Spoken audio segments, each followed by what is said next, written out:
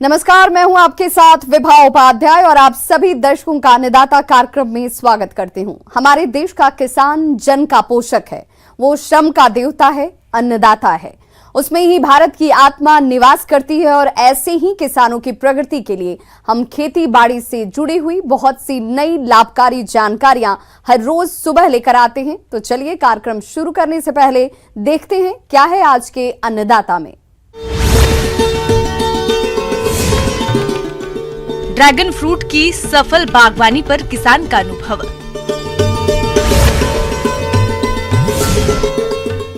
पशुओं के लिए पौष्टिक हरा चारा है अजूला।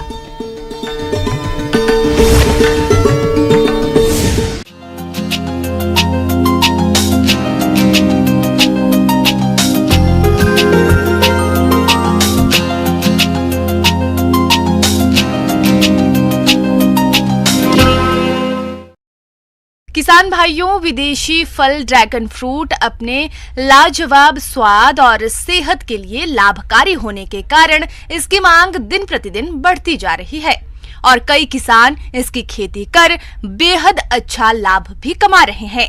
तो आज हम आपको हरियाणा के करनाल जिले के घरौंडा में रहने वाले प्रगतिशील किसान कुलदीप राणा से मिलवा रहे हैं, जो 1.5 एकड़ में इसकी खेती करके लाखों का मुनाफा कमा रहे हैं। तो आइए मिलते हैं इन्हीं से और जानते हैं इनके अनुभवों के बारे में।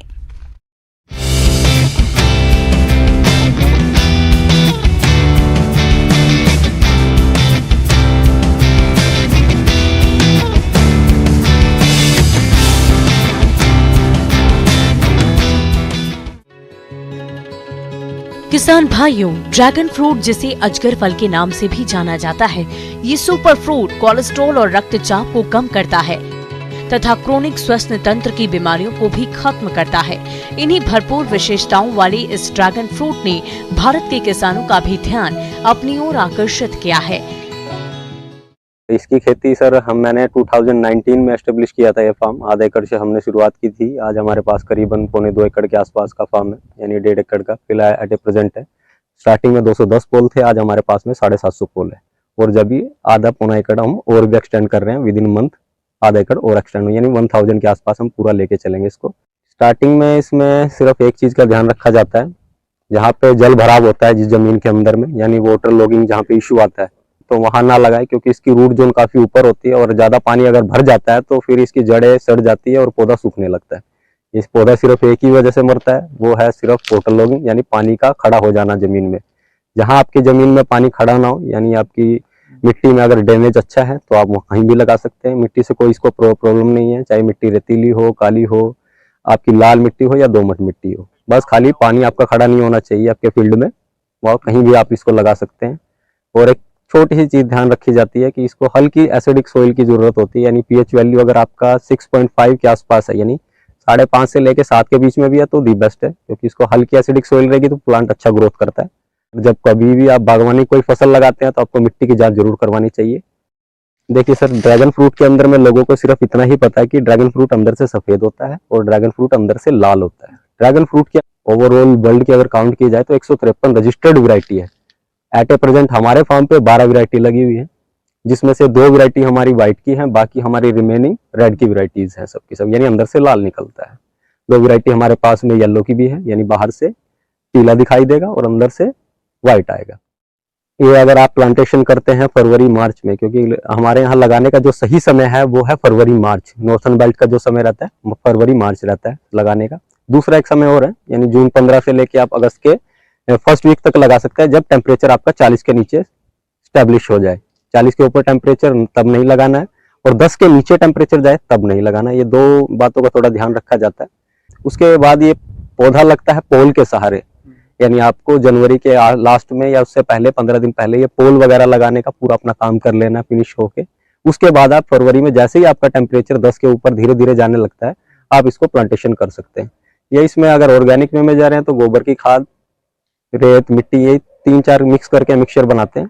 उसके अंदर में ट्रीटमेंट करते हैं थोड़ा, क्योंकि फर्स्ट टाइम प्लांटेशन कर रहे हैं तो रूट जोन में कोई प्रॉब्लम नहीं आना चाहिए। ट्राइकोडर्मा इस तरह के आप ऑर्गेनिक वे में जा सकते हैं, इन तरह के प्रोडक्ट यूज कर सकते हैं। तो उस तरह से हम प्लांटेशन करते हैं फरवरी में। देखिए सबसे बड़ी बीमारी सिर्फ इसमें एक ही है, वो है फंगस। फंगस आती है जैसे मानसून आपका गर्मी का सीजन थोड़ा सा डाउन हुआ, उसके बाद बारिश हो जाती है, पत्ते पीले पड़ते हैं और बारिश आने की वजह से फंगस आ जाता है। दूसरा फंगस आता है सर्दी के समय पे, यानी जब टेम्परेचर बिलो 5 चला जाता है, जब पौधा एकदम बोलते हैं कि पाला पड़ने लगता है, उस समय पे फंगस आती है। फंगस के लिए फंगिसाइड के स्प्रे होते हैं, गर्म खाद डाल सकते हैं, मुर्गी की पोल्ट्री की मल्चिंग कर सकते हैं, बहुत सारे तरीके हैं। इस तरह से हम मैनेज करते हैं उसको। इसका सीजन जो होता है फ्रूटिंग का मई से लेके दिसंबर होता है। ये लगातार 5 से 6 महीने लगातार आपको फल देता है, यानी मानसून जैसे ही आता है ये फल देना चालू हो जाता है, यानी 14 से 16 महीने के बाद आपका फर्स्ट कमर्शियल हार्वेस्टिंग आना चालू हो जाएगा। किसान भाइयों, ड्रैगन फ्रूट को लगाने के 16 महीने बाद फल आना शुरू हो जाता है और पहली उपज थोड़ी कम मिलती है। तीसरी साल से इन किसान भाई को प्रति एकड़ औसतन 10 से 12 टन उपज मिल रही है। अब बात करें इन किसान भाई की एक साल के आय व्यय की, तो इन्हें औसतन 150 रुपए प्रति किलो के हिसाब से बाजार भाव मिल रहा है। इस तरह इन्हें 12 टन उपज से लगभग 18 लाख रुपए की कुल आमदनी हो रही है। देखिए, इसका मोटा मोटी जो खर्चा है वो करीबन 1 एकड़ का 5 से 6 लाख रुपया है आज के समय में। इसका मोटा 70% जो खर्चा है वो पोल का खर्चा है, बाकी 30 से 35% खर्चा पौधे का पकड़ के चलिए, जिसमें खाद मिट्टी लेबर सब आ जाता है। क्योंकि ये पौधा 25 साल इसकी उम्र रहती है, यानी आगे एक बार आपने प्लांटेशन किया तो 25 साल तक ये चलता है। और 25 साल ना ही किसी लकड़ी के पोल के सहारे चलेगा, ना ही प्लास्टिक के चलेगा, ना ही आयरन के चलेगा, वो चलेगा कंक्रीट के सहारे। क्योंकि कंक्रीट ना ही सर्दी में ठंडी होती है, ना ही गर्मी में गर्म होती है। बाकी पत्थर लोहा आप कुछ भी लगाते हैं तो एक समय के बाद में वो ब्रेक हो जाता है, टूट जाता है। लेकिन पोल के सहारे लगाया जाता है ताकि लंबा हमको चलना है, 25-30 साल चलना है, तो पोल के सहारे लगाने से इसका हमारा खर्चा थोड़ा बढ़ जाता है। जिसके पास में कम जमीन है ये उसके लिए सबसे बढ़िया फसल है। ये एक बार इनिशियल कॉस्ट लगती है, जरूरी नहीं आपको 1 एकड़ की तरफ ही बढ़ना है, आप आधा एकड़ से शुरुआत कीजिए, उससे पैसा कमाइए, अच्छा इसके इनकम जनरेट करती है। तीसरे साल में अभी आज की बात करें तो हमको करीबन ये पूरा 1.5 एकड़ में 15 से 18 लाख का हमारा एस्टिमेट है कि इस बार हमारा इतना हमको मुनाफा मिलना चाहिए। अगर आधा एकड़ से आप 5 से 6 लाख रुपया कमा रहे हैं तीसरे साल में, तो मेरे हिसाब से इनफ है। बाद आप सभी दर्शकों का प्रदेश के बहुत से किसान भाई खेती के साथ पशुपालन करते हैं और अच्छा लाभ भी कमाते हैं। इस लाभ को बनाए रखने के लिए पशुओं को सूखा चारा के साथ हरा चारा देना बेहद जरूरी होता है, जिसमें हरे चारे का सबसे सस्ता और अच्छा विकल्प है अजोला, जिसे किसान आसानी से अपने स्तर पर उगाकर पशुओं को वर्ष भर पौष्टिक हरे चारे के रूप में अजोला खिलाकर अच्छा दूध उत्पादन ले सकते हैं। तो जो किसान भाई अजोला उत्पादन करना चाहते हैं वे कैसे उगाएं, इस बारे में जानते हैं कृषि विज्ञान केंद्र कोनेडा के विषय विशेषज्ञ डॉक्टर सुरेश चंद्र कांटवा से।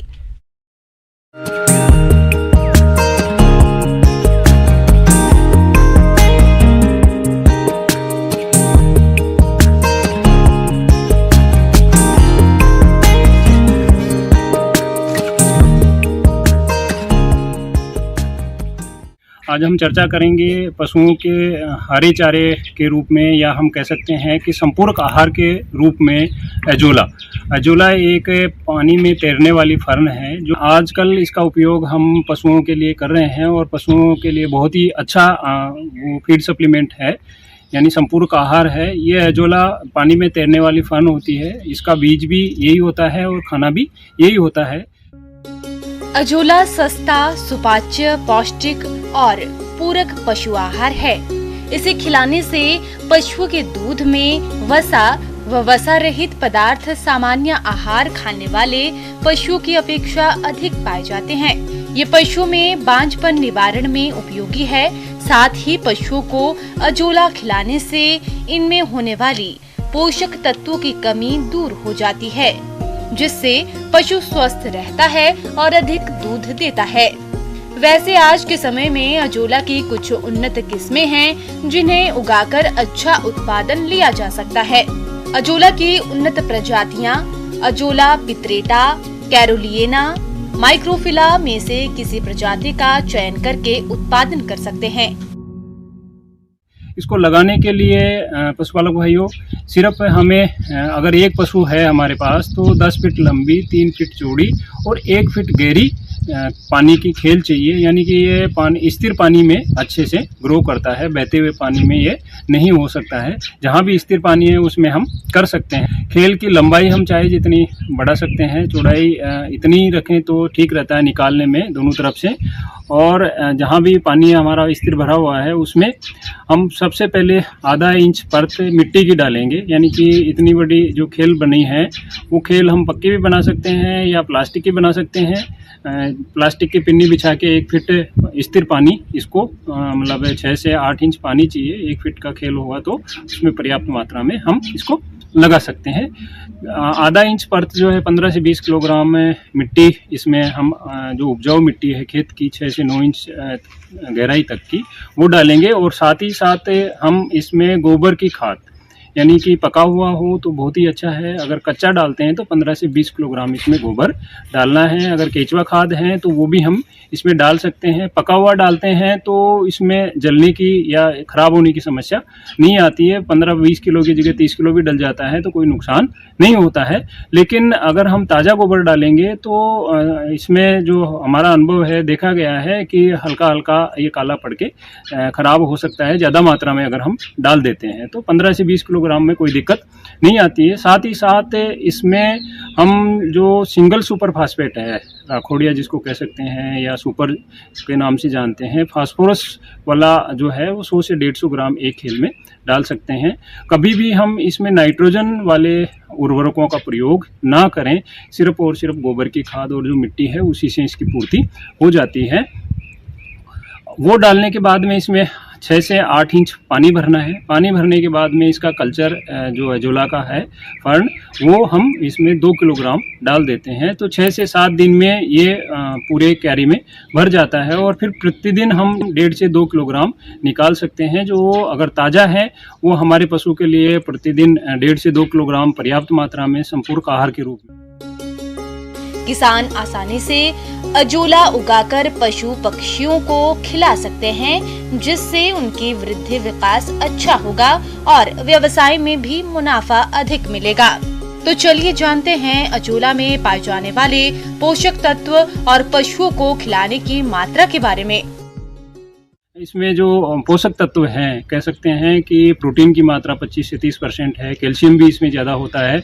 ऐसे ऐसे एमिनो एसिड्स भी होते हैं जो अनाज वाले या चारे में अनाज में या चारे में नहीं पाए जाते हैं, वो भी इसमें होते हैं। तो ये एक बहुत ही अच्छा संपूरक आहार है जो पशुओं को दूध उत्पादन 10 से 15% तक बढ़ा देता है। बढ़वार भी उनकी 15 से 20% तक कर देता है। ये गाय, भैंस, बकरी, भेड़, मुर्गी सभी पशुओं के लिए अच्छा होता है। बड़े जानवर की हम बात करें गाय भैंस की तो 1.5 से 2 किलोग्राम हम ये चारे के साथ, दाने के साथ खिला सकते हैं। और उसमें भी हमें जो निकालने का जो तरीका है वो निकाल के उसको कम से कम 2 या 3 बार साफ पानी से धोना है। और जो पानी बचता है उसमें इसकी जो पंखुड़ियाँ टूटती है वो भी बीज का कार्य करता है, तो उसको उसी खेल में वापस डाल दें ताकि कभी उस खेल का पानी कम भी ना हो और हम जितना जो निकालेंगे वो हमारे पशुओं के लिए उपयोग में आ जाए।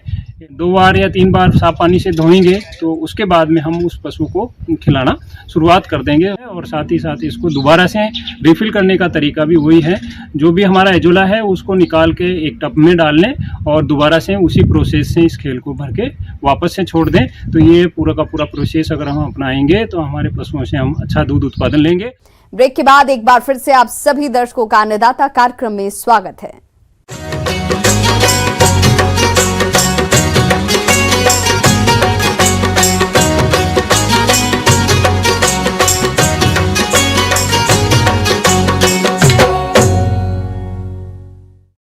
पौष्टिक गुणों से भरपूर गाजर की बाजार में मांग वर्ष भर रहती है, जिससे इसकी खेती करने वाले किसान अच्छा खासा मुनाफा भी कमाते हैं।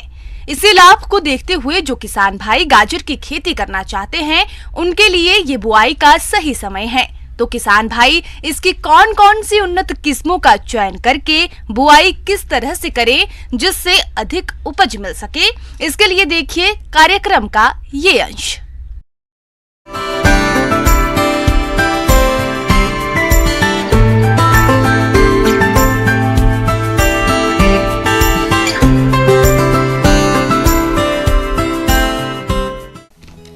गाजर एक महत्वपूर्ण जड़ वाली सब्जी फसल है इसकी खेती पूरे भारतवर्ष में की जाती है।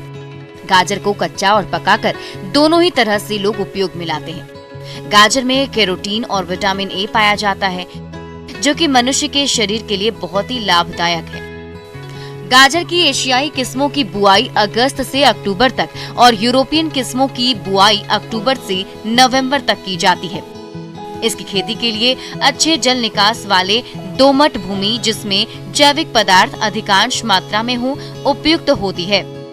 खेत की तैयारी के समय एक जुताई मिट्टी पलटने वाले हल से और 2 जुताइयां देशी हल या कल्टीवेटर से करके पाटा लगाकर खेत को भुरभुरा व समतल कर देना चाहिए।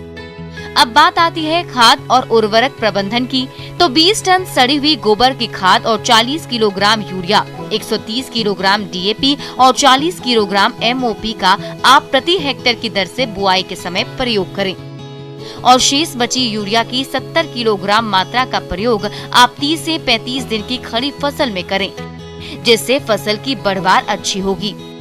किसान भाइयों, गाजर की 2 तरह की किस्में होती हैं, एक यूरोपियन किस्म और दूसरी एशियाई किस्म। जहां तक यूरोपियन किस्मों की बात है तो इसकी जड़ें लंबी और पतली गहरे संतरे रंग की होती है। इसकी किस्मों में अर्ली नेंटस, पूसा यमदाग्नि, चैंटने आदि हैं। इनकी औसत उपज 200 से 250 क्विंटल प्रति हेक्टेयर है और एशियाई किस्मों में पूसा मेघाली, गाजर नंबर 29, पूसा केशर, पूसा वृष्टि प्रमुख है। इनकी औसत उपज 250 से 300 क्विंटल प्रति हेक्टेयर है। जहां तक बीज दर की बात है तो 1 हेक्टेयर क्षेत्र के लिए 6 से 8 किलोग्राम बीज की आवश्यकता पड़ती है। किसान भाइयों, बीजों को हमेशा किसी विश्वसनीय और प्रमाणित संस्था से ही खरीदें। बीजों को रोगों से बचाने के लिए कार्बेंडाजिम 2.5 ग्राम दवा से प्रति किलोग्राम बीजों को उपचारित कर लें। उसके बाद ही बीजों की बुआई करें। किसान भाइयों, बीजों की बुआई मेढ़ों पर करें, जिसमें लाइन से लाइन 30 सेंटीमीटर और पौधे से पौधे 6 से 10 सेंटीमीटर की दूरी रखते हुए हाथों से बीजों की बुआई करें। इस प्रकार किसान भाइयों, आप इन सभी बातों का ध्यान रखकर यदि गाजर की बुआई करते हैं तो आपको इसकी फसल से औसतन 200 से 250 क्विंटल प्रति हेक्टेयर उपज प्राप्त हो सकती है।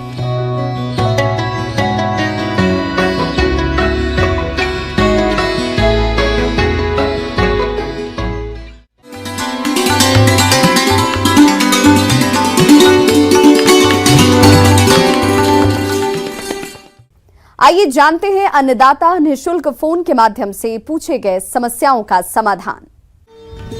अन्नदाता निःशुल्क फोन संपर्क सेवा के माध्यम से पूछे गए प्रश्नों में से आज हमने जिस प्रश्न को कार्यक्रम में शामिल किया है उसे पूछा है ग्राम मोतीपुरा, जिला बूंदी के कृषक चंद्रभान ने। आप धान की फसल में रोग नियंत्रण के बारे में जानकारी चाहते हैं तो चंद्रभान जी, आपकी जानकारी के लिए प्रस्तुत है कार्यक्रम का ये अंश।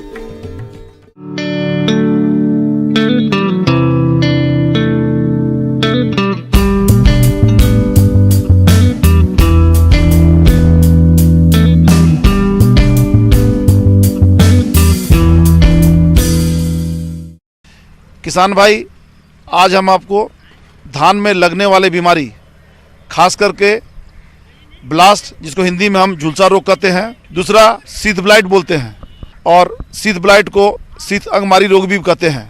ये दोनों बीमारी फफूंद जनित रोग है। सबसे पहले हम ब्लास्ट की बारे में चर्चा करेंगे। जैसा कि अभी मौसम बना हुआ है, अभी झुलसा रोग आने का संभावना बहुत ही ज़्यादा है। झुलसा रोग का लक्षण सबसे पहले पत्ती में दिखाई पड़ता है। पत्ती में ये एकदम सुई के नोक की तरह शुरू में धब्बा बनता है जो भूरा रंग का होता है। आगे चल करके धीरे ये आँख के आकार का या नाव के आकार का ले लेता है। जिस तरह से हमारे आँख में बीच में काला काला गोल धब्बा बनता है, ठीक उसी तरह से पत्ती में भी आँख के आकार का धब्बा बनता है, जिसके बीच में छाई के रंग का धब्बा आ जाता है।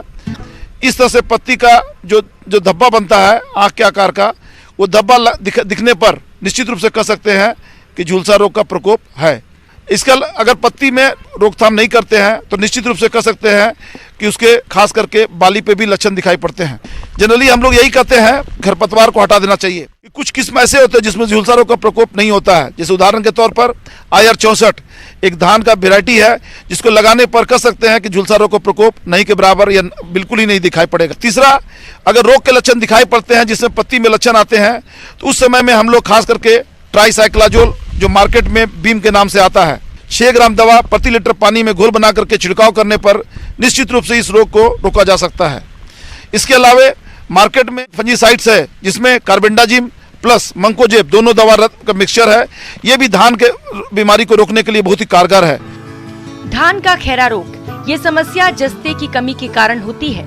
इस रोग के लक्षणों की बात करें तो पौधे की निचली पत्तियां पीली पड़नी शुरू हो जाती हैं और बाद में पत्तियों पर कत्थई रंग के छिटकवा धब्बे उभरने लगते हैं। रोग की तीव्र अवस्था में रोग ग्रसित पत्तियां सूखने लगती हैं, कल्ले कम निकलने लगते हैं और पौधों की वृद्धि रुक जाती है। इसकी रोकथाम के लिए खेतों में 25 किलोग्राम जिंक सल्फेट प्रति हेक्टेयर की दर से रोपाई से पहले ही खेत की तैयारी के समय डालें। अगर खड़ी फसल में ये रोग दिखाई दे तो 5 किलोग्राम जिंक सल्फेट तथा 5 किलोग्राम चूना 1000 लीटर पानी में घोलकर 1 हेक्टेयर में छिड़काव करें। अगर रोकथाम न हो तो 10 दिन बाद पुनः 5 किलोग्राम जिंक सल्फेट तथा 2.5 किलोग्राम चूना 600 से 700 लीटर पानी में घोलकर छिड़काव करें। इसके अलावा जो सीथ ब्लाइट बीमारी है, सीथ ब्लाइट बीमारी खास करके हम लोग देखते हैं कि इसका रोग भी लक्षण जो खास करके 1 नंबर खेत जिसको हम लोग 2N1 बोलते हैं उसमें इस रोग का प्रकोप बहुत ही ज्यादा देखने को मिलता है। ये भी फफूंद जनित रोग है। इसके लक्षण भी सबसे पहले तना पर जो खास करके सीथ जिसको इंग्लिश में हम लोग सीथ बोलते हैं, सीथ में लक्षण दिखाई पड़ते हैं। उसमें ऐसा लगता है जैसे मानिए पानी का धब्बा उसमें चोट लग गया हो, तना कमजोर होकर के सड़ने लगता है और पूर्ण रूप से वो सड़ करके गल जाता है, तो जिससे उपज में भारी कमी आ जाती है। तो इस तरह से उसके लक्षण दिखाई पड़ते हैं। सीथ ब्लाइट के बारे में बोला जाता है जो ही रोग का लक्षण दिखाई पड़े तुरंत आप उसमें हेक्साकोनाजोल नामक दवा का छिड़काव करना चाहिए।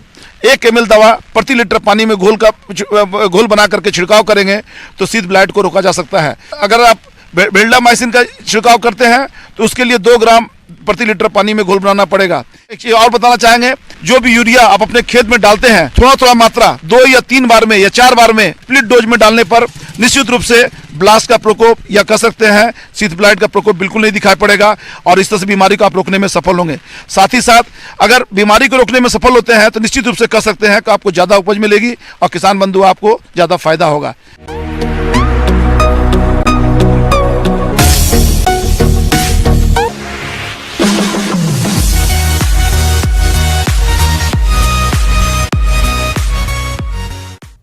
एक नजर डालते हैं राज्य के कुछ मंडियों के प्रमुख फसलों के बाजार भाव पर।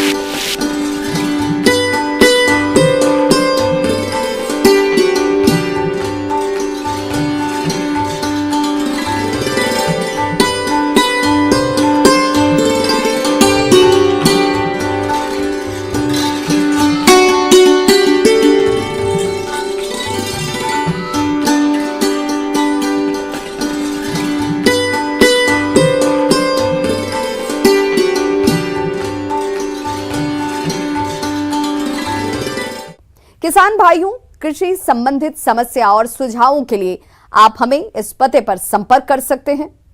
प्रोड्यूसर अन्नदाता, news 18 Rajasthan, Ramoji film city, Hyderabad 501512। साथ ही आप हमें ईमेल भी कर सकते हैं। हमारा ईमेल है p18annadaata@nw18.com।